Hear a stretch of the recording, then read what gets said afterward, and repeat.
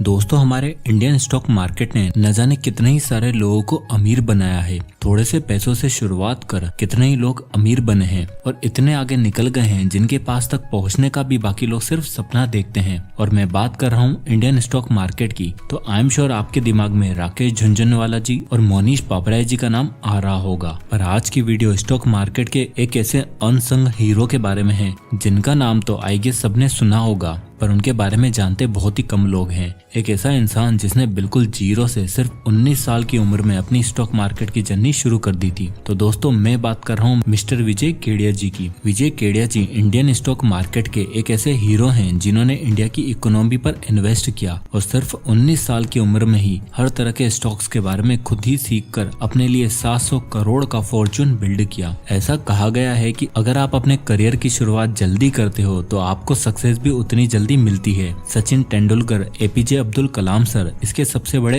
Example हैं। पर दोस्तों, आज की ये वीडियो स्पेशल इसलिए है क्योंकि आज की इस वीडियो में मैं आपको मिस्टर विजय केडिया जी की लाइफ की कुछ ऐसी बातें, उनकी जर्नी और उनके इन्वेस्टमेंट टेक्निक्स के बारे में बताने वाला हूँ जिनको जानकर आपको पता लगेगा कि सक्सेसफुल होने के लिए कोई स्पोर्ट्स टैलेंट या हाईली स्किलफुल डिग्रीज और ब्रेन का होना कंपलसरी नहीं है। बस केवल एक चीज की जरूरत है, वो है पेशेंस। और तो और इस वीडियो में आपको मिस्टर केडिया जी की लाइफ से जुड़ी कुछ ऐसी इंटरेस्टिंग बातें भी बताने वाला हूं जिनको सुनकर आपको जरूर एक लेसन मिलेगा। सो इसलिए इस वीडियो को बिना स्किप किए एंड तक जरूर देखना। मिस्टर विजय केडिया का जन्म 1959 में कोलकाता की एक मारवाड़ी फैमिली में हुआ। मिस्टर केडिया के दादाजी, उनके फादर सभी स्टॉक ब्रोकिंग के बिजनेस में थे और बचपन से विजय केडिया जी को स्टॉक मार्केट में काफी इंटरेस्ट था। ऑल्दो उनका सपना आर्मी में जाने का था, बट 14 की उम्र तक आते आते उनका ये इंटरेस्ट और भी बढ़ने लगा।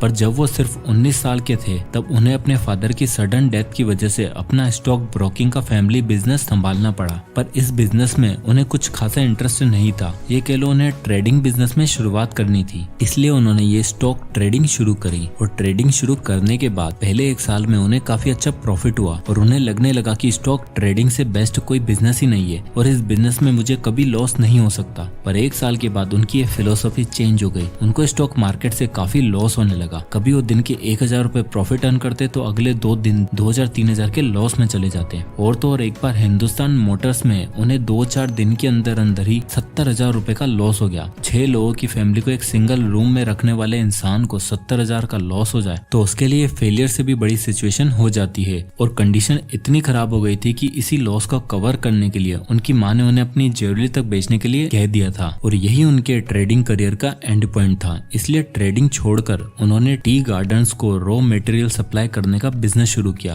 और इन 12-13 महीनों में उनकी एक फिक्स्ड इनकम भी होने लगी, जिससे सब कुछ वापस ट्रैक पर आने लगा। पर इवेंचुअली उन्हें इस टी गार्डन का बिजनेस से हटा दिया गया और उन्हें ऑर्डर्स मिलना भी बंद हो गए। इसी मोमेंट पर विजय केडिया एक ऐसे एंड पॉइंट पर आ गए थे जहाँ पर गरीबी वाली रियलिटी फेस करने के अलावा उनके पास कोई और ऑप्शन नहीं था। पर बचपन से ही जो इंसान आर्मी में जाना चाहता हो और जिसने लाइफ में कभी गिव अप करना नहीं सीखा हो, वो रियलिटी एक्सेप्ट कैसे कर लेता। उन्होंने अपनी नेक्स्ट जर्नी के लिए स्टॉक मार्केट के शहर मुंबई को चुना। 1989 में वो कोलकाता से मुंबई चले गए। 10-11 साल में उन्होंने अपने स्टॉक मार्केट के करियर में जो जो गलतियां करी उनको पीछे छोड़ लॉन्ग टर्म इन्वेस्टिंग के माइंडसेट को लेकर वो मुंबई आए। पर मुंबई में जब उन्हें स्टॉक मार्केट में काम करने के लिए लोगों से बात करी तो किसी ने उनकी हेल्प नहीं करी। अब स्टॉक मार्केट को सीखने के लिए उन दिनों इतनी इन्फॉर्मेशन और सोर्सेज मौजूद नहीं थे और कोई भी ऐसे फ्री में स्टॉक मार्केट का ज्ञान भी नहीं देता था। तो ऐसे में विजय केडिया रोज स्टॉक मार्केट के बाहर आकर बैठ जाते थे और बोर्ड पर चल रही लिस्टिंग को देखते रहते, लोगों को और स्टॉक मार्केट को सभी को डीपली ऑब्जर्व करते। पर एक दिन जब वो मलाड से चर्च गेट जा रहे थे तब उन्हें ट्रेन में एक अटैक आया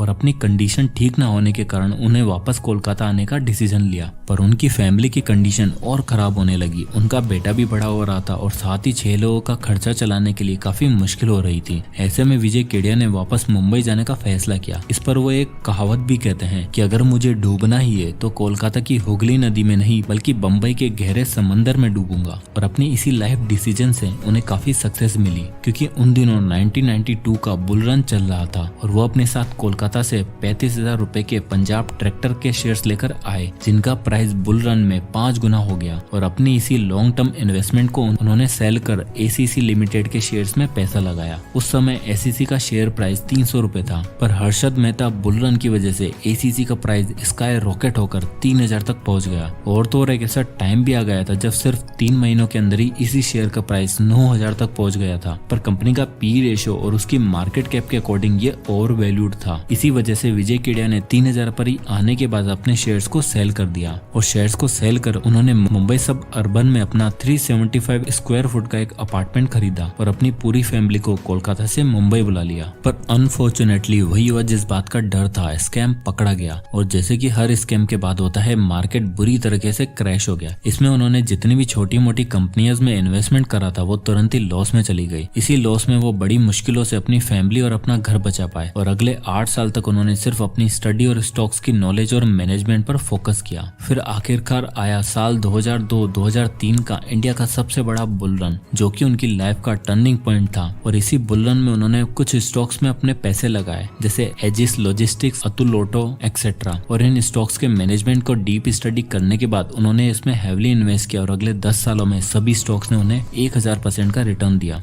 और यहीं से स्टॉक मार्केट में उनकी किस्मत चमक गई। विजय केडिया जी का कहना है कि स्टॉक मार्केट में लक फैक्टर से भी ज्यादा इंपॉर्टेंट है मैनेजमेंट का एनालिसिस करना। जब अतुल ऑटो के शेयर्स उन्होंने 5 या 10 रुपए पर उठाया तब उन्हें पहले 5 साल में कोई भी इंक्रीज देखने को नहीं मिला और सबने उन्हें बोला कि इसे बेच दो, पर उनको मैनेजमेंट पर पूरा कॉन्फिडेंस था और अगले 5 साल के अंदर उसका प्राइस 500 रुपए तक हो गया। और इसीलिए विजय केडिया मैनेजमेंट के एनालिसिस पर बहुत ज्यादा फोकस करते हैं और मैनेजमेंट के रोल को वो एक एग्जाम्पल से समझाते हैं कि इमेजिन करो कि आप एक हाईवे पर जा रहे हो और भले ही आपकी गाड़ी अल्टो हो या फिर मर्सिडीज, पर उसको चलाने वाला ड्राइवर अगर अच्छा है तो वो आपकी जर्नी सक्सेसफुल बनाएगा। हाँ, अगर ऑल्टो हुई तो थोड़ा टाइम जरूर लग सकता है, पर जहाँ आप जाना चाहते हो वहाँ डेफिनेटली पहुंच जाओगे। ठीक इसी तरह वो हाईवे होता है कंपनी ग्रोथ, वो गाड़ी होती है आपकी कंपनी, वो पैसेंजर होते हैं आप यानी शेयर होल्डर, और वो ड्राइवर होता है उस कंपनी का मैनेजमेंट जो उसके शेयर प्राइस को आगे लेकर जाता है। तो इसलिए मैनेजमेंट सबसे इम्पोर्टेंट रोल प्ले करता है किसी भी स्टॉक्स को बढ़ाने और घटाने में। अब दोस्तों हम विजय केडिया जी के कुछ अमेजिंग फैक्ट्स के बारे में जानते हैं। दोस्तों विजय केडिया जी की लाइफ काफी अप एंड डाउन से भरी हुई थी। वो अपने साथ एक ऐसा किस्सा शेयर करते हैं जब स्टॉक मार्केट में उन्हें शुरुआती लॉस होने लगा। उसमें उन्हें काफी चिंता रहती थी कि आज घर चल पाएगा या फिर नहीं। और उसी में एक दिन उनका छोटा सा बेटा था जिसको दूध चाहिए था और उनके पास दूध खरीदने के लिए 14 रुपए तक नहीं थे और बड़ी मुश्किल से उनकी वाइफ ने पूरे ढूंढ कर 14 रुपए अरेंज किए और दूध खरीदा। और जब 2002 और 2003 के बुल रन के बाद उनकी किस्मत चमकी और वो सक्सेसफुल इन्वेस्टर बन पाए तो उन्हें एक मिल्क कंपनी बाय करने का ऑफर मिला जो पावर्ड मिल्क बनाती थी और उसे खरीद कर उन्होंने अपनी वाइफ को गिफ्ट किया उस दिन के लिए जब वो 14 रुपए भी नहीं दे पाए थे। और बिल्कुल उसी तरह उन्हें एक बार एक टी गार्डन बाय करने का भी मौका मिला और जब उन्हें पता चला कि ये वही टी गार्डन है जिसे वो अपने शुरुआती दिनों में रॉ मटेरियल सप्लाई करते थे, उन्होंने तुरंत इस गार्डन को परचेज कर लिया। फिर एक बार 1992 के क्रैश के बाद जब मिस्टर केडिया मुश्किल से अपना घर बार सेव कर पाए थे, उसके बाद उनको उनके एक दोस्त ने जर्मनी आने का ऑफर दिया जिसे विजय केडिया ने एक्सेप्ट कर लिया और जर्मनी चले गए। वो बताते हैं कि जर्मनी आने जाने में उन्हें काफी खर्चा हो जाता। उनका वहाँ का मंथली इलेक्ट्रिसिटी का बिल ही 50,000 रुपए इंडियन रुपीज के आसपास आता था। और एक बार जब वो वहाँ से काफी परेशान होकर इंडिया आ रहे थे तो उन्हें एक बार फिर से अटैक आया और उन्होंने प्लेन रुकवाने के लिए कहा। वहाँ के लोगों को लगा कि ये ऐसे ही नॉर्मल सिचुएशन है और विजय ड्रामा कर रहे हैं, पर जब उन्हें प्लेन से उतारा गया तो वो बेहोशी की हालत में थे और उनका ब्लड प्रेशर काफी हाई था, जिस पर डॉक्टर ने उन्हें कहा कि अगर तुरंत इन्हें हॉस्पिटल में शिफ्ट नहीं किया गया तो उनकी डेथ भी हो सकती है। पर फॉर्चुनेटली वो बच गए और इंडिया वापस आए और 2 साल उनका इलाज चला और फिर जब वो सक्सेसफुल हुए तो अपने उस डर वाले एक्सपीरियंस को खत्म करने के लिए वो 21 दिन अपनी फैमिली के साथ जर्मनी गए और एक हैप्पी टाइम स्पेंड कर एक ब्यूटीफुल मेमोरी क्रिएट करी।